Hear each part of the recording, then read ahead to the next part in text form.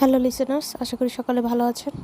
আজ আমরা আপনাদের সামনে একটি গল্প উপস্থাপন করব। সবাই চ্যানেলটি লাইক এবং সাবস্ক্রাইব করে পাশে থাকবেন। চলুন গল্পটি শোনা যাক। মা বললেন, আমি একবার একটি ঘরে ঢুকে শুনতে পাই আমার দুজন আত্মীয় আমাকে নিয়ে হাসাহাসি করছিল। তারা খেয়াল করেনি ঘরে আমি আছি। হেসেছিলাম নিশ্চুপে, মাথা দোলালাম এবং চিরকালের জন্য ছেড়ে এলাম আত্মীয় দুজনকে। মা এরপর বললেন, এক বন্ধু আমার বদনাম করেছিল একবার। আমি যেটা জেনে গিয়েছিলাম সে জানতো না, আমিও তাকে বলিনি কখনো। হেসেছিলাম আমি, এবং চিরকালের জন্য তার সঙ্গ ছেড়েছিলাম।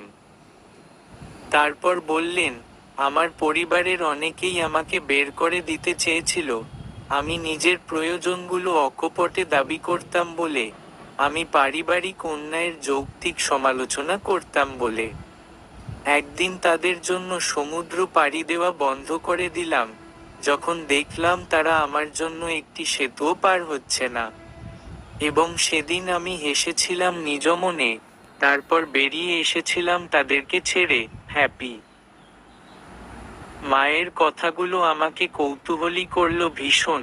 প্রশ্ন না করে পারলাম না আমি, যে মানুষগুলো তোমার সাথে বন্ধুত্বের, আত্মীয়ের, পরিবারের স্রেফ ভান করে গেল, শেষ দিন পর্যন্ত প্রতারণা করল, তাদেরকে কিভাবে তুমি কিছু না বলে চলে এলে শুধুমাত্র হেসে। মা তখনই শেখালেন আমাকে, যখনই তুমি রাস্তার মোড়ে এসে পড়বে, তোমাকে সিদ্ধান্ত নিতে হবে কোন পথটি তোমার, এবং সিদ্ধান্ত নিতে হবে সেই পথযাত্রায় তোমার সাথে যেতে আগ্রহী। ওই রাস্তার মোড়ই তোমাকে বুঝিয়ে দেবে কে তোমাকে পথ দেখাচ্ছে, আর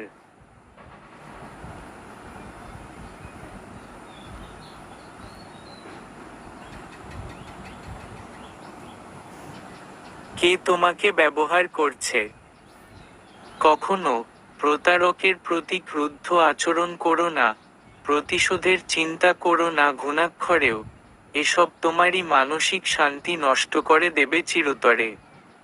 এর বদলে হাসি মুখে মাথা নুইয়ে চলে এসো তাদের বিষাক্ত সঙ্গ ছেড়ে, এবং তোমার জীবনযাত্রার পথটি বেছে নাও ওই মোড় থেকেই, এবং পা বাড়াও। তোমার ওই নতুন পথটায় তোমার জন্য অপেক্ষা করছে তোমার মানুষেরা। হিপোক্রিটদের সাথে থেকো না, অসুস্থ হয়ে যাবে। ছেড়ে যাওয়া শেখো। গল্পটি কেমন লাগলো অবশ্যই আমাদের জানাবেন। আর আরও কোনো নতুন গল্প জানতে চাইলে অবশ্যই সেটা কমেন্টের মাধ্যমে জানাবেন। সবাই ভালো থাকবেন। বিদায়।